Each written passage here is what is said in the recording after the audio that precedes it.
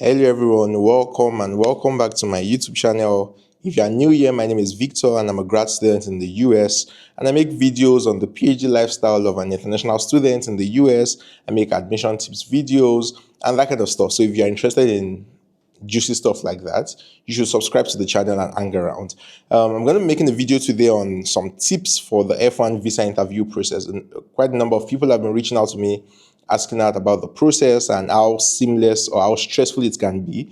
And I thought to share 7 tips on how you can approach it. It's not as bad as it sounds, it's not as difficult as it sounds, and hopefully these tips will help you ace your own interview process.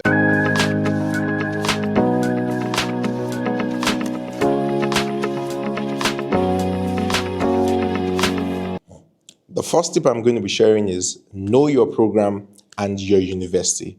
So first of all, you want to know your program and university. So the visa officer wants to make sure that you've made thoughtful decision about your studies.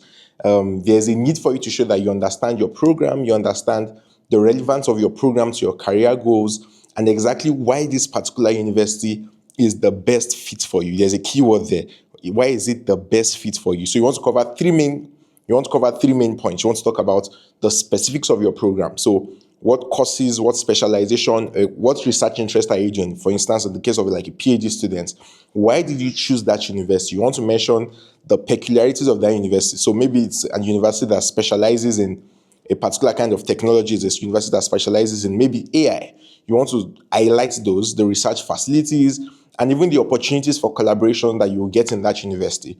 We also want to talk about how that program fits into your long-term goals, especially your career aspiration, showing what you're probably going to do when you return back to your home country. An example of a question, and I'll give like an answer that I'll probably give, is why did you choose this university? I would go on. So I chose Brown University because of a strong research focus on technological responsibility and the interdisciplinary approach to computer science. The opportunity to work under Professor that specializes in this aligns with my goal of developing more accountable AI systems, basically. And this is on the tangent of my own research area. Another question can probably be, how does this fit into your long-term goals? And this is something you want to lay out bare to the visa officer. I can go on the tangent saying, after I complete my PhD, I plan to return to and work with both the government and the private sector to establish proper AI governance frameworks. And because there's a growing need for this expertise in the African landscape, I plan to, basically go on that kind of tangent. Basically, you want to make sure that you have the answers well thought out to show that you have the fit for the university, you know the program you're going to be doing, what research are you going to be doing in that university, and the more specifics of why you have chosen that university, why you are working with this faculty, what exactly you are going to do. So you want to know your program and know your university like the back of your hand. The second tip is that you want to be clear about your funding. Now, this is very, very important because the visa officer wants to be sure that you can afford to live and study in the US without being a nuisance to the people in the US, basically. And so you want to be able to demonstrate how you have a concrete plan to cover your tuition, to cover your living expenses, and any other costs like probably insurance or travel. You want to be able to show it that you clearly have a way and you have this figured out. And so you want to know your tuition and your living expenses. You want to be able to explain your funding sources. So if your funding source is a scholarship, you want to be able to explain what scholarship and how you got that scholarship. And probably you want to sprinkle it out there that you stood out, that's why you got a scholarship. If it's an assistantship, you want to be clear on what kind of assistantship. Is it a teaching assistantship? Is it a research assistantship? And is it totally sorted out? If it's family support, you want to be specific as to, oh, my parents have saved this amount of money. This is the document, this is the bank statement.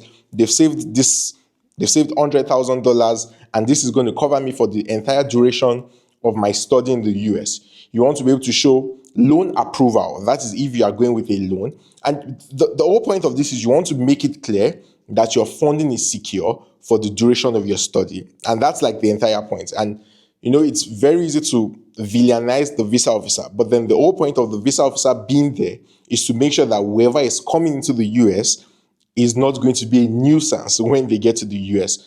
A possible question that you can be asked is, How will you pay for your tuition and living expenses? Now, keep in mind, the officer has the I-20 in front of them, and they're asking this question to see if you indeed have it figured out. It's more like a test of preparation.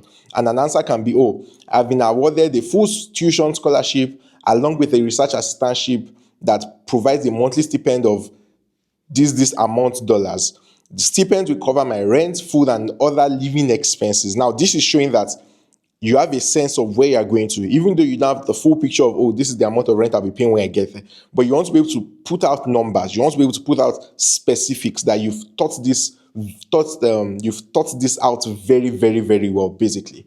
Some final things to keep in mind is that you want to avoid vague answers. Answers like, oh, I will figure it out. My family will send money. Instead, like I said, give specific answers to show that you are prepared and that you would not be a nuisance, basically. The third tip you want to pay attention to is that you want to be able to demonstrate home ties to your home country.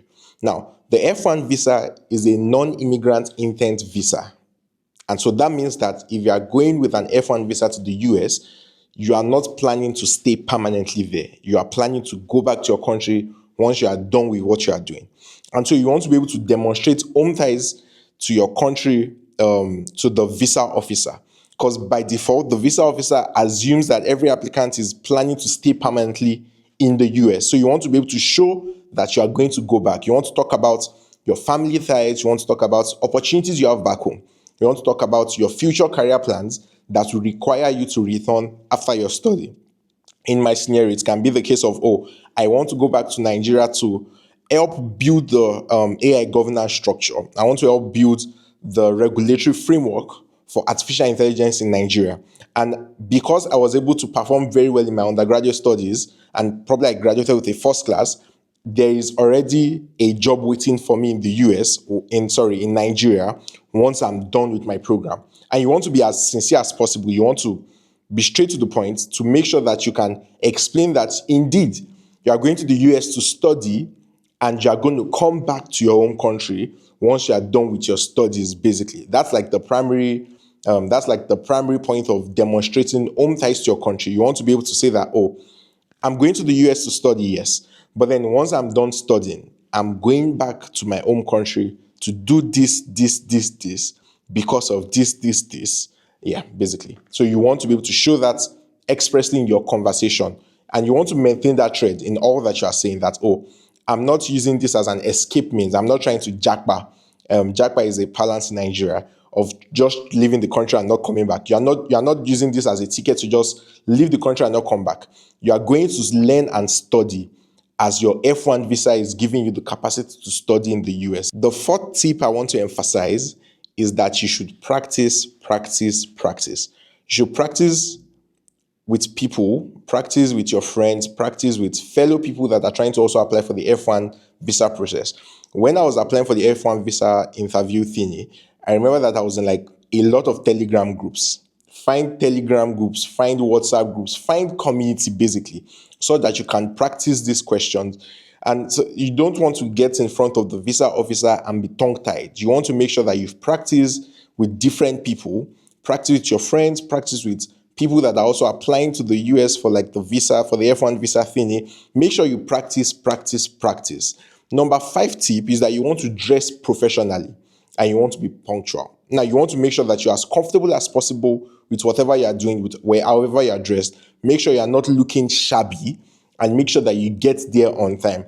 And because I remember during my experience in doing it in Lagos, in Nigeria, I think I got to the place around, I think I was there like around 5:30 a.m. in the morning, basically. And my interview was scheduled for 7:30 a.m. So you want to make sure, and by the time I got there 5:30 a.m., there was a long queue of people. So you want to make sure you are as punctual as possible such that you are not going to be stressed by the last minute, and you want to look neat and presentable. The last 2 tips are basically about your demeanor and your composure. And so tip number 6 is don't be defensive and don't argue. And now it's very important for you to stay respectful, even if the officer is asking challenging questions. Avoid being defensive, avoid being argumentative. Make sure you're answering the questions with a positive attitude. Now, even if the questions are not making too much sense to you, you want to have a smile on your face. You want to be calm. You want to be confident. You don't want to be defensive, and you definitely don't want to be arguing with the visa officer, basically. And the seventh one is as similar as the sixth one. You want to stay calm and confident.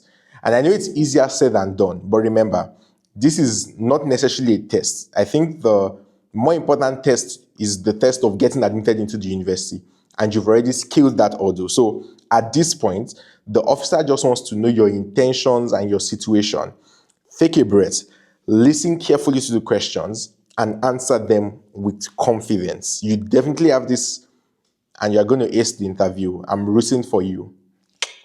And that's it for today's video. If you found this video helpful, please give it a thumbs up and consider subscribing for more videos like this and more tips about the application to the US, the F-1 visa interview, and if you're just curious about the lifestyle of an international student in the US. Let me know in the comments if you have any topics you would like me to cover, if you have any questions. Thanks for watching, and good luck with your interview.